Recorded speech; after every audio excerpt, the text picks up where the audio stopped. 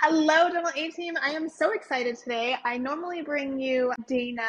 She is my tried and true, like, can grab you in a pinch podcaster. And today I'm so excited. I am podcasting with the one and only no BS Britt. Brittany Stone is here with us today. Britt, thank you so much for being open to this. I know I last minute threw it in our schedule this week. Totally appreciate you. How are you? Welcome back to the podcasting world. How are you? It's been a little while. I've done like some book club, but it's been a Yeah. while since I've been on with consultants. So I'm excited to be here, doing good. I mean, it's always fun. Whenever you get to spend some time with Tiff, it's a good time. Well, thank you. Thank you very much. I totally agree with you on that. I love spending time with you. And I remember way back when we started doing the video ones, when we were in Zoom, and I was like, you and I were trying to figure it out. And I was like, this is so cool because we get to hang out, but then also I have to make sure my hair's done. So there's that aspect to it. But I'm excited you're here. Thank you, Dana. Thanks you. We did a ton of podcasts the other day. And we went on this one that, gosh, guys, it's so good. So go back and listen to all of the ones that have released this month because it was really good. But we went a little long, and so I was like, shoot, we got this one more we got to do. So let me shift it over to Britt. It was perfect. And today it's actually perfect as well because I know you've got your hygiene background, which I love to pull in from you and Dana. I've got my assisting background, but you also have HR management, you've done like health management, you've ran practices, you've ran multiple practices, you've done all of these pieces. And what I wanted to talk about today was really learning how to read the schedule like a pro. And I think you have seen the schedule in so many different aspects as a provider, as a manager, as a scheduling coordinator, treatment coordinator, all of those places that it'll be really cool to see and hear your thoughts on that. So I'm excited to bring that in. And I think to start us off, reading the schedule like a pro, I really, really want to hear from you, Britt, what your thoughts are from a hygiene perspective on sitting in a hygiene chair. You've got your hygiene schedule, and then the rest of the schedule, right? There's the rest of the practice has a schedule. What is it like as a hygienist sitting in that chair, reading the schedule, your own schedule, and looking around? Is that something that like hygienists are trained to look for? Are they prone to look at the other spaces and see where is my doc? What is that like? Because I've not sat in that chair before, so I'm personally intrigued. Tiff's the assistant chair that it's like, what? I'm watching like 3 chairs at once and you got one. So Exactly. Yes, exactly. I mean, with hygiene, it's easy for hygienists, I think, to get siloed, whether we're running a single column or we're running like a accelerated hygiene and running 2 columns. It's really easy for us to just get stuck in what we have for the day and not always take a look out at the schedule and see what's going on as a whole. So I'll encourage all the hygienists out there to look outside of just your column. I think morning huddles help big time because that allows us to see, all right, I can see what I have going on in my day.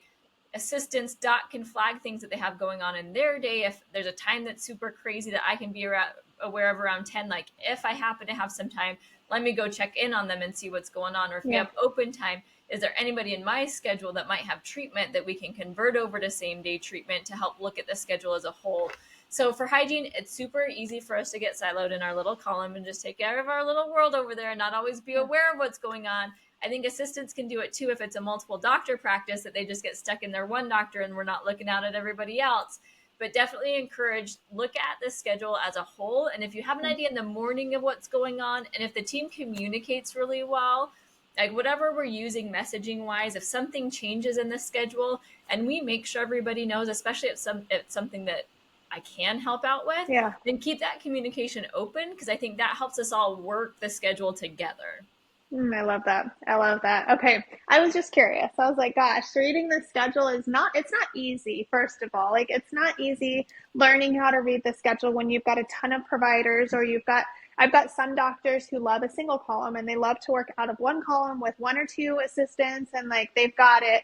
But then I've got other doctors who are like, give me three or four hygiene plus at least 3 rooms dedicated to me. And I want patients across the board. And I'm like, okay, that's where it gets a little wild. So I always wonder for those practices, either direction, like, is it easy from that space to look across the board for a hygienist to say, this is where my doctor's at, or this is why he's not here yet. So thank you for that perspective.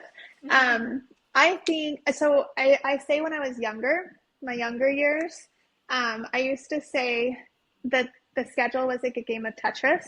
And I was like, ah, oh, it's a game, it's Tetris. And I love Tetris. And it's like putting it all together. And then as I grew into dentistry and I learned some more, I realized it's not actually Tetris, right? Because Tetris is like, where do things just fit together? And if we build a schedule like Tetris, those are the days when our providers, our doctors, and our assistants even are like, what did you do to my schedule? So those are, I think of the Tetris schedulers as the no white space. They're like, well, you see a space, fill a space. It doesn't matter what's there. It doesn't matter what goes there or who goes there or whatever else is happening. So Tetris is the no white space game. Sudoku is the schedule game. Because you've got this little box and you've got 1 to 9 numbers that need to go into this one box, but then you've got other boxes that 1 to 9 also has to, and you have to look in all of these different directions. So you're looking up, down, across, diagonal, and you can't have a repeated number in any of those spaces. So when I'm putting an appointment on a schedule, if I'm going to sit here and say you're going to learn how to read a schedule like a pro, you need to go learn how to do Sudoku first. So if you know how to do Sudoku, you know how to look at the schedule. Because if I'm putting an appointment on the schedule, I'm looking across at all of those different spaces, because sometimes what might be diagonal from me, from this space, it might not be the same exact time, but diagonal, maybe my doctor is still in a new patient exam over in hygiene, and I've discredited that, not realizing it because I didn't look at all of the different angles. So when I'm putting an appointment on the schedule, I'm looking at it like Sudoku from whatever chair, even hygiene. If I'm putting an appointment in hygiene, I'm looking across the board to see, can my doctor get over and do the exam? Is this a good space for a new patient, or is my doctor in a sedation, right? How many times do practices have that? They're like, Tiff, I'm literally the sedation provider. I'm the only doctor in the practice, and they've got new patients over here on the hygiene schedule. And I'm like, oh my gosh, they did not look across the board. So I love to think of Sudoku, and then adding that factor, which I know, Britt, you love and probably loved as a hygienist as well, the X's and slashes. So if we can Sudoku it and then put those X's and slashes in there, now, Britt, you even in hygiene, you can just look at the doctor's schedule and know where he or she is. I love X's and slashes. I know we talk about it a lot. We talk about blocks to simplify. That's another aspect. But Britt, tell me, implementing, you consult, you've consulted for years. You have a handful of clients still that are near and dear to your heart. Hello to all of you. She loves you. And you've implemented X's and slashes and how to read a schedule in a lot of those practices, if not all of them. So when I say X's and slashes, number one, I mean X's are doctor time, slashes are assistant time in most cases. Some of your programs, I think EagleSoft and Open Dental do like colors or blocks or whatever, but it's the same theory, just switch it out. How did you, Britt, and how do you help teams to implement the X's and slashes within the clients that you work with? Because you do work with a lot of teams, and how do you find is the easiest way to implement those X's and slashes and gain the understanding on it? Yeah, X's and slashes. So 2 things that help us to be able to at least set us up for success with the schedule a little better. Block scheduling, because it's something like we've had a chance to review, we create our blocks. So in general, we're creating kind of an ideal day with our block scheduling. And then our X's and slashes, implementing those is just, all right, by the appointment, let's say it's a crown appointment, right? How much time at the beginning is assistant time? How much at the end is assistant time? And it's doctor time in the middle. So it's just breaking down truly for an appointment, which as you do this and as you think about it, I would just go through all our procedures, right? How much time is doctor time? How much time is assistant time? Is also a chance for some of you to evaluate how efficient we are with some of our appointments. I love that. Because I've definitely sat there with some clients and it's like, well, like after this, well, then they might just sit there for like 10, 15 minutes. And it's like, all right, well, just sitting there isn't efficient use of patients' time nor our time. So how can we tighten it up, get it more efficient by looking at those X's and slashes? And that's really it, is seeing, breaking down the time. How does it break down? Most systems, you can pre-program those things. It's not, you combine treatment. It's not always going to come up perfect. So reevaluate it. And there's ways to communicate those X's and slashes from the doctor to the scheduler. So we make sure we get them set up right. But it's really just planning it out, seeing how much time it's going to take. And then between your blocks and your X's and slashes, just remember it's not always going to be an automatic like plug and play. Like Yeah. we still want to look at the schedule as a whole and confirm that like, yep, everything looks good there. That makes sense with where I'm putting it. I think it's kind of like a scenario where it's like, great, go put the box on the table, but I forgot there's something else on the table, and if you put that box on there, it's going to fall off. But someone's like, well, I put it on the table and it fell off, but you told me to put it on the table. So look at the whole schedule, use some common sense, make sure it makes sense when you actually put that appointment in the schedule when you're using your block scheduling and your X's and slashes. Oh, I love that. That's so much good information. So reading the schedule like a pro, we're thinking about it like Sudoku rather than Tetris, but then we're adding that aspect of the blocks and the X's and slashes to enable us to read it. So X's and slashes, taking what you just said, Britt, right? We're going to probably time journal, right? You said, let's make sure that we're efficiently using our time. And I think to bringing reality so that we can schedule it that way. Mm-hmm. When it comes to that, I find with a lot of my clients that number one of the first things I hear from my clients is it's never the same. It's always different because every patient is different. And I'm like, totally. I do not discredit that. We are not working on robots. We are working on human beings 100%. But there is a trend. There is a commonality somewhere. And when we start doing what Britt's talking about, where we're really looking at the amount of time that we're using, that's where you find those trends. So you're going to find spaces where you're like, holy cow, this takes me way longer than I thought it did.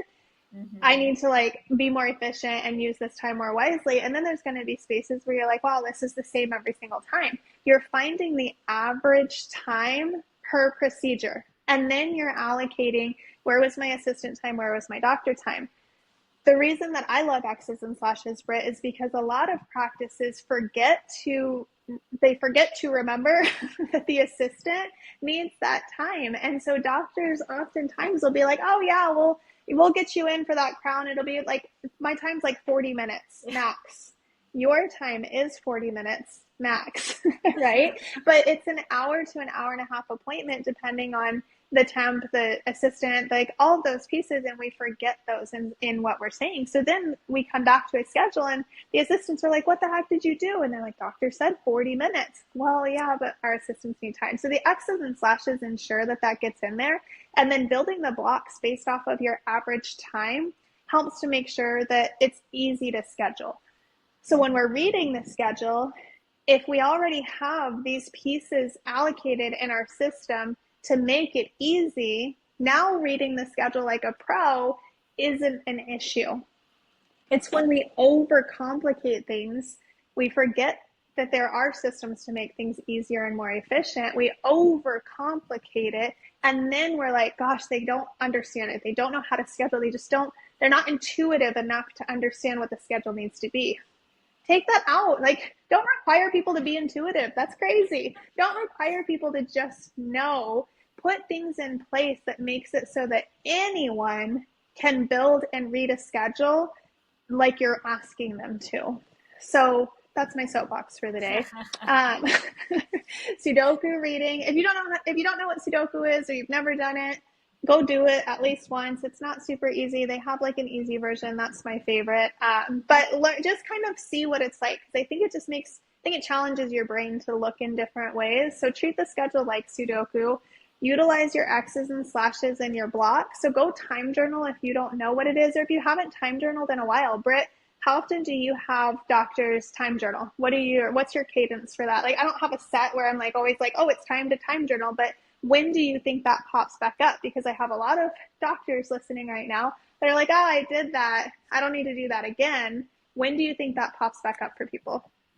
Well, I think that yearly is not a bad idea, but if we're struggling with our schedule, either running late or having extra time, it's time to do it, because we need to reevaluate where our appointments are. So if you're like, oh, but we did it a few years ago, but we're having this struggle, well, guess what? If you're having a struggle, it's time to do it again, because we need to dial in or adjust those times, right? And a lot of times it's doctors getting quicker on things, right? That's a lot of times what it is. Sometimes it's that we start jamming too much in together. They're running a million places, and an appointment that really should, like, it's still taking them the same amount of time if they went and sat in one spot, but we've got them jumping around. So we need a reality now of how long does it take now with how we have the schedule set up.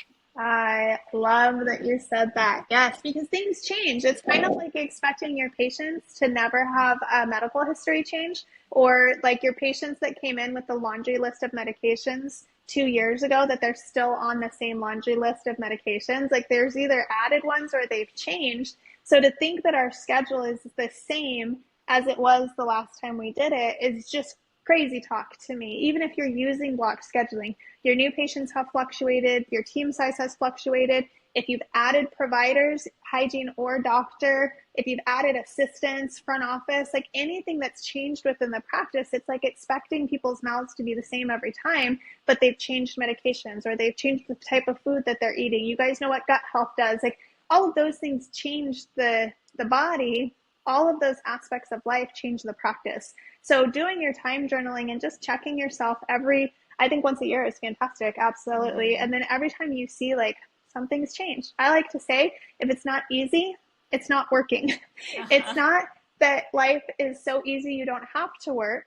It's that if you're pounding your head against a wall and something is hard, continuously difficult, and you're like, gosh, I'm just like running uphill, that's the universe saying something's not working. So take a step back, look at it from a different view, and make sure that those times that your calibration is actually in place correctly, and maybe go back and recalibrate your appointments. So time journaling, figuring out those X's and slashes, implementing block scheduling, and then looking at the schedule like Sudoku. Even if you have the blocks in there, still look, you guys, like the blocks and the X's and slashes are meant to take some of the thinking out to make it a little bit easier. It makes it so it's not so hard, but it doesn't mean that it's a perfect system. Sometimes things pop in there, sometimes things change, and you have to still look at everything like Sudoku, so you're looking at it from every different angle. Time journal, X's and slashes, blocks to simplify the scheduling, and then learn how to play Sudoku in real life and with your schedule, you guys. Those are the biggest tips I have on reading the schedule like a pro. Now, Britt, real quick to wrap up, from sitting in a hygiene perspective, because that's going to be dental assistants, right, or mostly front office, utilizing those aspects and those tips. From a hygiene perspective, how do you think would be easy? Like, what's an easy way you could tell them to be able to see the full schedule? Maybe, 3 columns on doctor and we've got 4 hygiene or something from their chair. Like, how are they able to look at it? And what do you suggest for your hygienists when you have these conversations? Yeah, my biggest thing is make sure that you look at the schedule in the morning, right? So you know what the day is going to be and you're not just looking at your schedule. Look at if you've got multiple hygiene, right? Look at hygiene team and look at doctor side and look at your day and see if there's anything that you can do to help that schedule run smoother.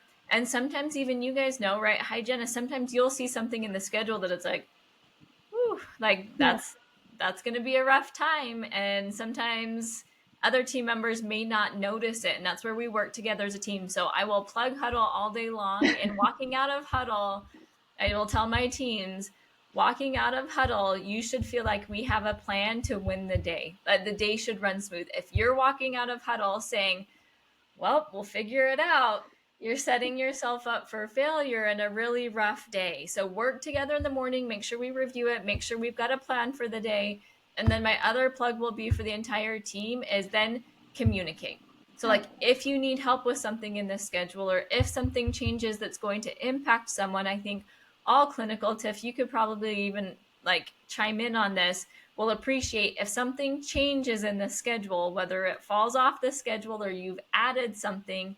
It's good for me to know, even if I'm trying to keep an eye on it, because we're thinking, we might be with a patient, we're thinking of the next thing. And if I'm rushing because I have that next patient and that next patient just fell off the schedule, which means I can be a little more present with this current one, it's really helpful for the team to communicate it so we know what's going on and we can make those little pivots or adjustments. Or if I don't think I have something and you add something and I'm kind of, not to lollygag, but I'm like, oh, I've got some time, spend a couple of extra minutes with that patient. But then I realize I've got someone else that I didn't see there before. It's good for me to know so I can better manage time. Yeah, I love that. I've done that to my hygienist before, and they were like, I had no idea. And I'm like, well, now we're 10 minutes behind. And then Exactly. everybody's at each other's throats. So I always say over communicate those types of Mm-hmm. situations. Like, tell people, even if you feel like they knew or they saw the schedule, they're constant, like, over communicate. So I love that. So morning huddles, make sure that you guys are talking about the schedule in morning huddles. And that means like reading the schedule, right? Not like we're doing 5 fillings on this patient, but really looking at the schedule and what those aspects are. Look at the schedule like Sudoku. Over communicate, you guys, when there's changes or things that you need. And then to make it super easy, utilize those X's and slashes in the block scheduling and time journal frequently to ensure that those are spot on, especially if you feel like you're hitting a wall. Britt, I love your perspective. I love that I can pull the hygiene side out of there. So thank you for that. I loved having you here today. This was so much fun. Thank you for being here. Thank you for all of your tips and for your hygiene aspect there. I truly value what you're able to do for all of our clients and all of our listeners. I So mean, thank you. thanks for having me. I love the hygiene assistant duo. Like, Yeah, it really is the best. It's so much fun. And maybe it's coming from being around assistants so much, but I love the assistant brain.